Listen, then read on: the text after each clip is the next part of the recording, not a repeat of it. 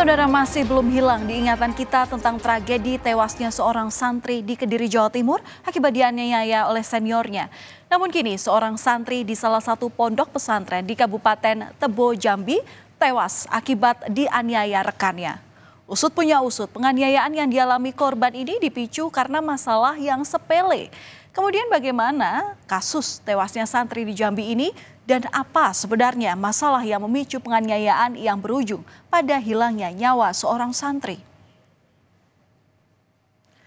Orang tua dari Airul Harahap, seorang santri di sebuah pesantren Raudatul Mujawidin di Tebo, Jambi, tak kuasa menahan kesedihannya.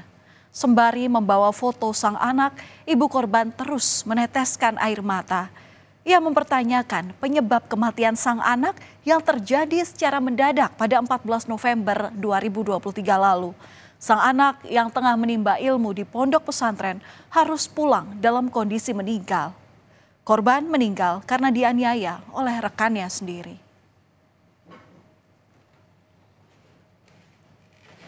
Dan saudara, inilah makam Airul Harahap yang berada di Dusun Muaro Jelapang, Desa Muara Kilis.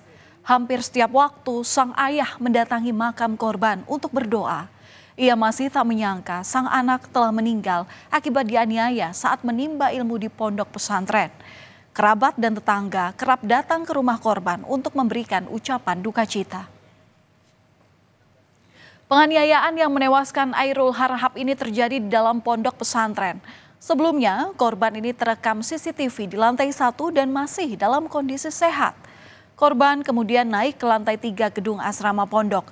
Dan tak lama kemudian, korban ditemukan meninggal oleh rekannya.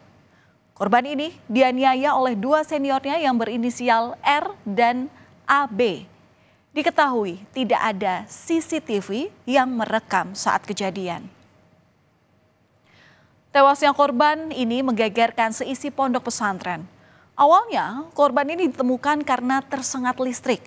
Pihak pondok pesantren sempat memberitahu orang tua korban kalau sang anak meninggal karena tersengat listrik. Namun polisi yang melakukan penyelidikan memeriksa 54 saksi termasuk pelaku R dan AB. Kepada polisi, pelaku memberikan keterangan yang berbelit-belit. Dan ternyata pelaku merekayasa kematian korban dengan memindah korban memegang kabel. Sehingga korban terkesan meninggal karena tersengat listrik. Setelah proses penyelidikan dan penyidikan yang kurang lebih berjalan hampir 4 bulan. Ya. Karena kejadiannya itu tanggal 14 November. Ya, 14 November 2023. Saksi yang sudah kita periksa, kemarin sudah kami update dari rekan sekalian, berjumlah 50 orang, 54 orang. Itu dari saksi, ya, rekan-rekannya korban, kakak kelas, adik kelas, kemudian pengurus, kemudian juga saksi dari dokter yang mengeluarkan surat keterangan kematian. Polisi yang terus mengungkap kematian korban memutuskan untuk membongkar makam korban.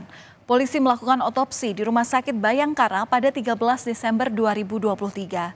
Hasil ekshumasi tim dokter Rumah Sakit Bayangkara Jambi menemukan ada luka akibat benda tumpul di bagian tubuh korban. Tim dokter menyebutkan patah tulang dan menyebabkan pendarahan. Ini yang menjadi penyebab kematian dari korban. Dokter tak menemukan ada luka akibat sengatan listrik di tubuh korban. Penyebab kematian adalah patah batang otak tengkorak dan menyebabkan perdarahan dan tidak ditemukannya adanya trauma tajam maupun listrik. Itu demikian hasil dari saya. Pihak pondok pesantren menyebut tak tahu menahu soal penganiayaan yang berujung pada tewasnya Airul Harahap ini. Pihak pondok pesantren baru tahu setelah polisi menangkap kedua pelaku yakni R dan AB. Pihaknya menyebut selama ini kedua pelaku sering mengintimidasi sejumlah santri yang mengetahui kematian korban untuk tidak menyampaikan penyebab kematian korban ini ke polisi dan pihak pondok pesantren. Hal itulah yang menyebabkan polisi kesulitan untuk mengungkap kasus ini. Dari keterangan yang ada kan seakan-akan diancam juga ya oleh pelaku untuk tidak menyampaikan hal tersebut kepada kami maupun kepada polisi. Dan ini menjadi kendala kita selama ini. Yang ngancam siapa? Maksudnya ngancam siapa? Yang sekarang yang sudah ditetapkan jadi tersangka. Pelaku bang ya? Pelaku mengancam saksi ya? Iya. Setelah proses pengungkapan yang panjang, polisi akhirnya mengungkap motif penganiayaan yang berujung tewasnya santri. Polisi menyebut pelaku emosi karena tak terima ditagih utang sebesar Rp10.000 oleh korban. Bukannya uang yang dipinjamnya ini dikembalikan, korban justru mendapat kekerasan dari pelaku.